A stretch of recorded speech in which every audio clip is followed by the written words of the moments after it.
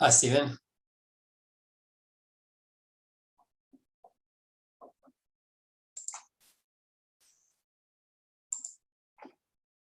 Hi, David.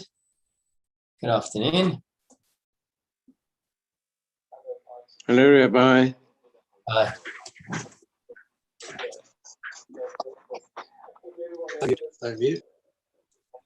Thank God, well, good to see you. Hello.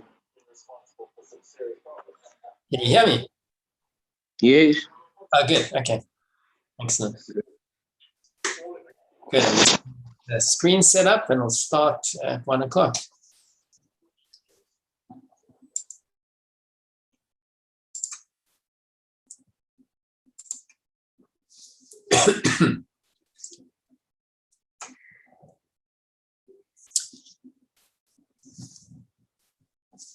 John, welcome. Good afternoon. Hello, Rabbi. Hi, how are you? Fine, how are you? Good, good. Thank God. Good to see you. Good. Good. Okay, let's get the screen sharing. And I can see you all. And we'll get started.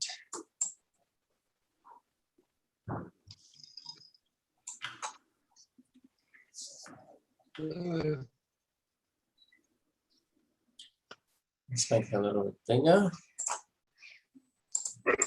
Okay, can you see this? Can you see the shared screen? Yes. Okay. Okay.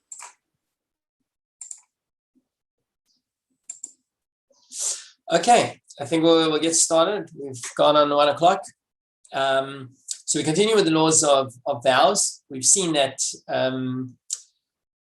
some of the chapters here really, in a sense, parallel some of the chapters that we had with regard to what we call the oaths, the difference between a Ch4 and a neder. And similarly here, we're going to talk about those vows that actually do not take hold, or they are essentially self-nullified. Okay, so that's really the main theme of today's chapter. It's not a long chapter, so we should be able to get through it quite quickly. We'll read from on the side of the English, and it begins as follows: vows taken because of coercion. So someone forced you. Vows taken unintentionally. You didn't intend to make something, disallow something for yourself. And vows involving exaggerations are permitted, as we explained with regards to oaths. In other words, the point is that they don't take hold to begin with, they self-nullified. So what are examples? If men of coercion, so bullies or customs collectors, guys are coming to collect tax, made him take a vow saying, take a vow to us that meat is forbidden to you if you possess something on which customs duty is due. Should he take a vow and say, bread, like meat and wine are forbidden to me? So the guy comes in, he's wanting to collect tax. He said, listen, I got nothing that I'm liable for tax for. So the guy says, well, then swear to me that you won't eat meat if you don't have something. He says, you know what? If I don't have anything, I won't eat bread, meat, wine, all forbidden to me, if I have something which customers do. So even if he does have something, the vow doesn't take effect. He is permitted to partake of all of them, even though he added to what they asked him to say. Similarly, if they asked him to take a vow on the condition that his wife not benefit, and then he took a vow on the condition that his wife, his children, his brothers not benefit from him. In other words, he added on to what they asked him to. All of them are permitted, meaning the vow doesn't take hold. Similar applies in all analogous situations. The point is, once he's coerced, once somebody else is forcing him to take that vow, even if he adds things that the person who's coercing him to the vow did not specifically mention, and theoretically you would think that you didn't say I should deny my children benefit from me, you just said wife, and because he added it on, maybe it's all comes together. So the Rambam says no, because there's a coercion, and even though you've added things that they didn't insist that you say, still the vow does not take effect. Halacha 2. In all vows of this type, you must have the intent at heart for something that is permitted. So yeah, this is important, right? Because although it won't take effect, we always sensitive to the fact that we don't want to be making vows that are inconsequential. And we'll see this point reiterated again soon. So therefore, if you know that you're being forced to take a vow, even though you know that that vow will not take effect because you're being forced to take that vow, you should have in mind something else. For example, that they be forbidden for him on that day alone, or for that hour alone, or the like. So he says, they say forbidden me forever. And he should have in mind, meat is going to be forbidden for me just for the next hour. So he makes the vow in a way that his intention is different to what he's saying. Then he may rely on the intent in his heart, since he is being compelled by forces beyond his control. In other words, that way, not only is he not held to the vow because it's inconsequential because he's being forced, but he also is not accustomizing, if that's the right word, to saying something that won't take hold. Okay? Because he, in his mind, he's going to commit to something that actually will be effective. Thus, at the time he's taking the vow for them, his mouth and his heart are not in concord. This is required, as we explained, with regard to vows. In other words, because just like with vows, it is only actually effective if what you're thinking, what you're saying is the same. So if in this instance, like over here, where what you're thinking, what you're saying is not the same, that's another reason why it doesn't take hold. Or you intend for something that you can actually manage, so that you don't, taking vows doesn't become light in your estimation. Halacha 3, similarly, vows of encouragement. So up until this point, we spoke about 3 different types of vows that are similar to oaths. This is unique to vows, and this is unique to vows because if he says, we'll see what it is, but I swear that I'm going to encourage you to do something or get you something, or I'm not going to allow you to do something for me. So what he says is those are actually what we'll see are effective. We don't have a parallel when it comes to oaths because oaths are taken with Hashem's name. So saying those type of statements in Hashem's name would already be problematic. Okay, so that's why this particular character is unique to Nadarim, to vows. He says if somebody takes a vow of encouragement, then that vow is permitted. He's allowed to make those statements, and they would be effective. What does it imply? One administers a vow to a colleague to eat in his home, and that colleague took a vow not to eat there. The guy says to him, he says, I insist, I swear that I'm going to make you food. Come over. And the guy says, I swear I'm not going to come. I'm not going to eat anything that you offer me. I'll come, but I swear I'm not going to eat anything that you offer me, right? So he says that there's no biblical transgression for making that expression. Why? Because what you're really trying to do is you don't really mean that. What you're trying to say is I don't want to trouble you, or if you're swearing that you're going to prepare something, you're really trying to just encourage the person to come over. Or if you're swearing that I'm not going to eat, you're really insisting that I don't want to trouble you. So whether they ate or did not eat, they are both exempt. There's no transgression of vow. Similarly, if a merchant took a vow that he would not sell an article for less than a seller, and a purchaser took a vow that he would not pay for more than a shekel. So you come into the marketplace and you're haggling, and the guy says, I swear I'm not going to sell it for less than a seller. And the guy says, I swear I'm not going to pay more than a shekel. So a shekel is a half a seller.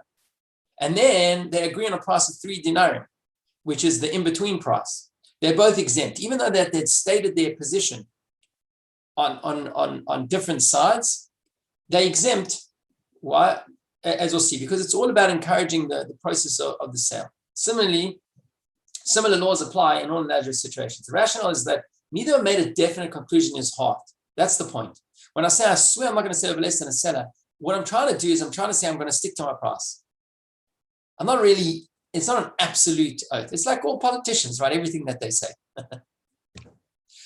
Anyway, neither made a definite conclusion in the heart. I'll never work with that person. I swear I'll never work with that person. And then, anyway, it took the vow only to encourage his colleagues without making a definite conclusion in the heart, right? They're trying to buy votes, and this guy's trying to encourage the person to make the sale.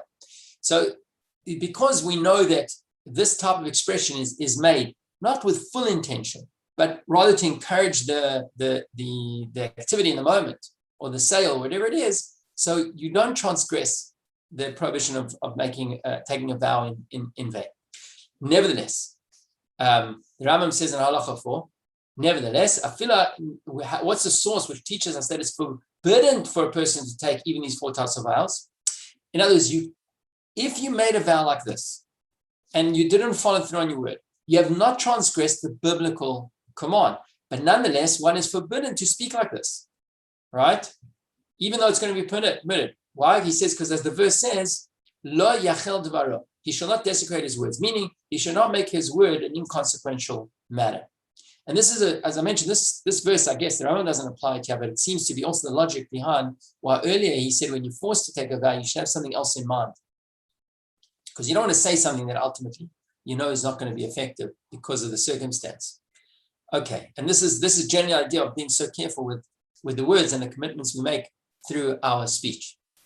Halacha 5, when a person took a vow and then changed his mind and regretted his vow, he may approach a sage and ask for its release. Right? This is called hatarat nadarim, something we're familiar with.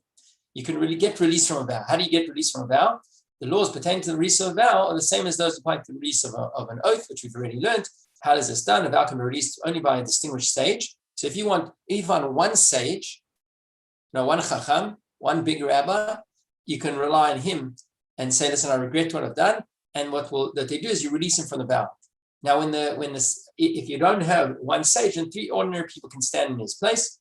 Same wording is used to release a vow as is used to release an oath. Similarly, all of the other concepts that we explained with regard to oaths applies to the vows in the same way as they applied to the oath. So Ch4 and a neder, as far as you got to make a declaration that had you realized what the effect of this was, you never would have taken it. And essentially, what happens is retroactively, that vow is annulled.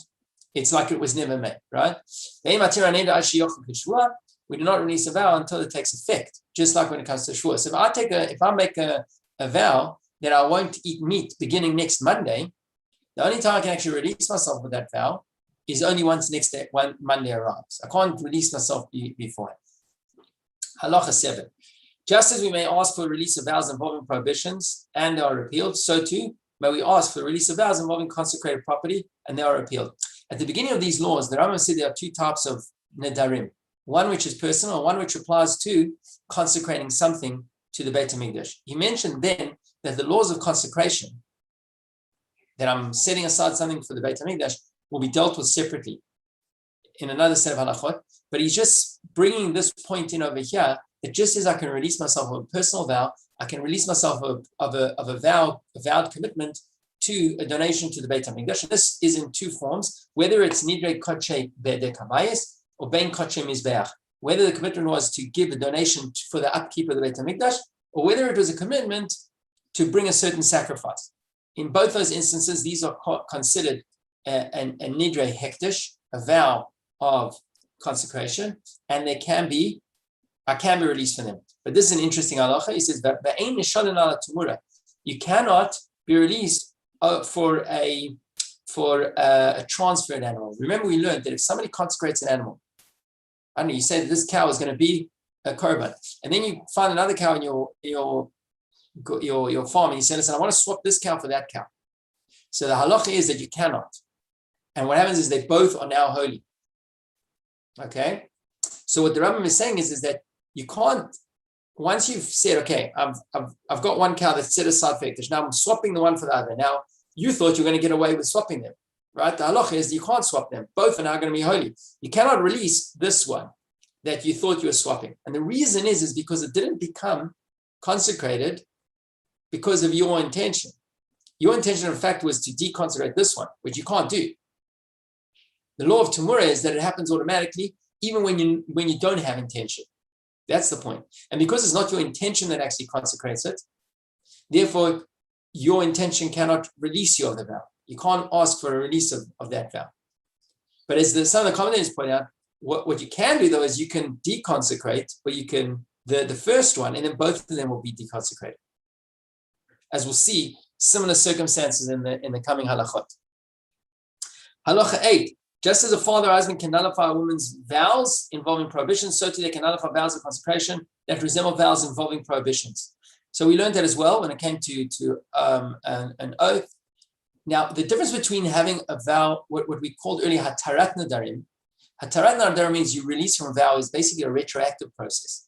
When we talk about a husband or a father, and details are not here, but nullifying the vow of a daughter or a wife, it's we call Mefer Nadarim, which means to cut off the vow. The difference is that the one takes effect from now onwards, another one takes effect retroactively. But it's effective as well by a neder. Halacha 9, when a person takes a vow, so if somebody takes a vow and somebody else overhears and says, me too, and then a third person says, me too, to the second person, So this guy says, if such and such happens, I'm never going to eat meat again. And the other guy says, me too. And the third guy says, me too, on the second guy. And then that thing happens. So if the first asks to release from his vow and is released, all the others are released. He's the weakest link. If number one is released from his vow, the other two also, because their vow was stacked onto his vow. If the one who agreed to the vow last asked for a release and it was granted, only he's released and the others are still bound. If the one in the middle asks for a release, then the third guy is also released, but not the first guy. Basically, it's what we call stacking vows, right? So if my vow is stacked on your vow, it's valid so long as your vow is valid. But as soon as your vow is no longer valid because you're released, then my vow also falls away. That's the principle. Similar principle applies when one has attached many entities to a single vow. So that was one person stacking his vow onto another person's vow. One of us stacked different entities. It's one person, but he stacked entities. So for example, in a single vow, he takes a vow that he's not going to be forbidden for him to eat bread. And he says, I want to extend that also to meat. And then he asks to be released from bread, and it's granted. So then the prohibition against meat is also released, because he says, if such and such happen, I'm never going to eat bread. Or I won't eat bread for a week. And he says, and also meat, right? So once you're released to the bread, because the meat was stacked on the bread, they both fall away. If he asks for release of a prohibition against meat and is granted the prohibition against bread, is still released, because the meat was stacked on the bread. Taking away the meat does not release you from the bread. Halacha 11. When a person takes an oath or a vow saying, I will not benefit from any of you. So he's looking at a group of people. He says, I won't benefit from anyone, any of you. If he asks for the release of his vow or oath concerning one of them, and the release was granted, they are all released. In other words, if you release from one, because you group them together, once the group is broken, the vow is broken. Rationale is that when a vow is released in part, all of its particulars are also released. Now, here's another two ways in which you can deny yourself benefit from a group of people. If you said all of you, and then you get released from one. So, there's 10 people there, and then you realize, you know what, I rely so much on David, there's no way that I'm going to be able to keep it. So you go to the base 10 or to the one sage, and he says, I've got to be released from this vow on David. So they say you're released. You justify, you go through the process. Then the whole thing falls apart, because you're referred to him as part of a whole. Now that's fall apart, that fall apart. But what is if you came and you said, I'll not benefit, you walked into the room, there's 10 people. You say, I'll not benefit from this person, and from this person, and from this person, and from Stephen, and from John, and from David, and from Kent, right? So if I say that, if the prohibition against the first is released, then all of them are released, because they're stacked on each other. If the prohibition against the last is released, then the last one is released, but not the others. And of course, anything in the middle, anyone that is stacked on another will be released. The point is here, the Rambam sees it like this. If I say and, it's like I'm stacking one on top of another. And therefore, the same rules that we spoke about earlier would apply. That if the weakest link or the first step is removed, everything else above it will fall. But if the top one is released, only that one at a time. Anything below it won't be released. If, however, but there's one more option. If he said, I will not benefit from this one, nor from this one, nor from this one. In other words, he didn't say and. He said, I won't benefit from you, from you, from you. Without the word and, then he must ask for a release from each of them. Because it's the and that stacks them, but not if you said you, it's like you've taken a separate vow for each of them. And if you want to now be released, you have to be released from each individually. And he says similar law applies in all analogous situations. In other words, when they're connected to one another, when they can be deemed stacked, then you can release everything above but not below. When they are separated, you'd have to release them each individually. When a person took a Nazarite vow to bring a sacrifice and an oath forbidding himself from partaking of something, or he took a vow but does not know concerning which of these he took the vow, one request for release can release all of them. It seems what the Rambam is talking about over here is that he basically, he's referring to one item that he's making these oaths or vows about. So he says, if, let's say there's a piece of meat or something, or he says, if I eat from that cow, I'm going to be a Nazir. And then he says, I'm going to dedicate that cow as a korban. Or he says, I'm taking an oath that I'm never going to eat from that cow. And then he doesn't remember, exactly how he did it. So he can just get a release. He says, listen, I'm not actually sure what happened over here. I regret what I said. He goes to the sage, or he goes to 3 people. He can release himself of all 3 because the subject or the object was one thing, even though he made 3 different expressions. When a person makes a vow not to benefit from the people of a city, and he asks for release of that vow from a sage of that city, here there's actually 2 ways to read this Rambam. Either means that if you've just taken a vow that you're not going to benefit from people in that city, and now you're going to the sage of that city, you're trying to benefit from them, right? So it doesn't seem to make sense that you would go into the sage of that city. Nonetheless, the commentaries point out that something you shouldn't do, but if you had done it, it would be released. Other way of reading it is that the Rambam is talking about you went to a sage from another city to get yourself released. The first point I made will become apparent also from this next part of the halacha, that it would be effective, even if you did go to the sage of that city, right? Or if you took a vow not to benefit from the Jewish people, right? I don't know, this is something we've got to be careful. I'm not sure how many people that might have said this from time to time. I'm never going to do business with another Jew, right? What happens then? All of a sudden you realize, oy vey, oy vey, what am I going to do? So he says, you took a vow not to benefit from the Jewish people and asked for release of the vow from a Jewish sage, the vow is released. Because he's saying now all of a sudden you're going to go find the Jew that's going to release you. So the point is that if you do it, then it is released. Okay, because that's the only option, right? It's the only option. And that's why we can understand the first part of the halacha also is that although you shouldn't have gone, you can't really go to a sage of a city that you've said I'm not going to benefit from, but if you did it, it's effective. Okay, halacha 14. If one says this produce is forbidden to me today, if I go to this and this place tomorrow. So it's conditional there, right? So he's forbidden to partake of them today. And this is a decree, maybe you'll end up going to that place tomorrow. We'll see you at the end of 2 or 3 halachas, connected halachot here. The Rambam will give us the rationale. But the point is that I say this should be forbidden to me today if I'll go to that place tomorrow. So the rabbinic decree is, although you're not yet haven't fulfilled the condition, the rabbinic decree is right now, you're not allowed to eat from it. Because maybe you'll go to that place tomorrow and retroactively you'll end up eating something that you had denied yourself benefit of. Now, if he transgressed and partook of it that day, and then undertook the journey on the morrow, he's liable for lashes. That's a transgression of a biblical transgression. He'll get Malchus. If he did not go, he's not liable for lashes. Why? Because then he's only transgressing the rabbinic decree. The rabbinic decree says don't eat it because maybe you're going to go. If you did eat it and you didn't go, there's no transgression. Rabbi said don't do it. But if he did eat it and then he did go, then he actually gets lashes because in retrospect, he's transgressed this vow. If one says this produce will be forbidden to me tomorrow if I go to this and this place today, so it's the other way around, the condition comes first. He is permitted to go to that place today, and then the produce will be forbidden for him tomorrow. And we don't say don't go so that it won't become forbidden. We don't say that. Similar law applies in all another situations. The rationale is like this. A person is careful about not violating a prohibition. This is what the Rambam says. That's why it's different. If the prohibition comes first, you got to be careful. If the condition comes first, we don't have to be so careful. Why? Because a person is careful about not violating prohibition, but he's not careful in keeping a condition that will cause a permitted entity to become forbidden. If I say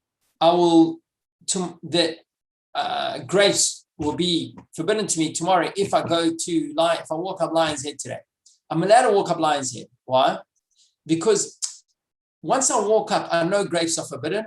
I'll be particular about that. But if I said it the other way around, if I said grapes are forbidden to me today, if I walk up Lion's Head tomorrow, now although I have not yet fulfilled the condition, the sages say don't eat that at all because they're concerned that you'll eat the grapes and you won't be so particular about not taking that walk. That's the rationale the Rambam is saying that. Halacha 16. When a person takes a vow to fast for 10 days, so he doesn't say which days. He just says, I'm gonna fast 10 days. Whenever he desires, and he was fasting one day, meaning whenever he desires, and he was fasting one day and had to interrupt the fast for the sake of a mitzvah. So he decides, okay, I say I'm going to fast 10 days. Then what happens is you decide tomorrow morning, okay, I'm going to fast. And you go to shul and there's a bris. So there's a sudat mitzvah. And now you want to eat. Or to honor a person's shash. There's a kosh of a guest in town. So now you want to eat with them. So he may eat and then repay the fast on another day. So even though in the morning he started fasting, but because he never specified days, he can eat that day, and then he'll make up that fast another day. The rationale is he did not specify the days that he would fast, and he took the vow when he took the vow initially. If he took a vow that he would fast today, but forgot and ate, okay, he must continue to refrain from eating, just like a regular faster, right? If it's Tainus Esther, and you woke up in the morning, you had your coffee, and then you realize, oh no, it's a fast day. You don't say, oh, the fast is broken, I'm done with this fast. You continue fasting because it's a fast day. Similarly, if I said tomorrow I'm fasting, and I wake up and I forgot that I said it and I ate, well, and then I remember, then I have to continue fasting. But if you took a vow to fast for a day or two, in other words, and didn't specify the day, and when you began to fast, forgot and ate. So I said I'm going to fast for 2 days. Wednesday, I wake up and okay, today's the day. And then halfway through the day, I forget that I'm fasting and I eat. So then the fast is forfeited. I've broken my fast and the fast is over, and I'll have an obligation to fast another day. I have to make up that fast that I've now missed. Okay, so there we have it. We're able to go through that at a decent pace and still get in another half an hour. It's a relatively short chapter. Nice. Thank you, Rabbi. Thank you, Rabbi. Shkaf, yes, any Rabbi. questions? Yeah, Rabbi, question on stacking, which I don't quite follow. So I make a vow that I'm going to give you 100 rand, and 5 other guys with me make the same vow. I now ask for nullification of the vow, and they also released. What's the link? Well, the point is that so long as they don't articulate specifically the vow, if they specifically say, I make a vow, and they repeat the content, that's their own vow. But if they say, Gamani, also me, then I'm also like Kent. So long as Kent is obligated, I'll be obligated. If Kent is no longer obligated, I'm no longer obligated. That's basically the... But they're not even going to know that I've applied for notification. Well, that's already a technicality, right? How do you know? Obviously, you're talking about where you do know. Okay. That's where you do know.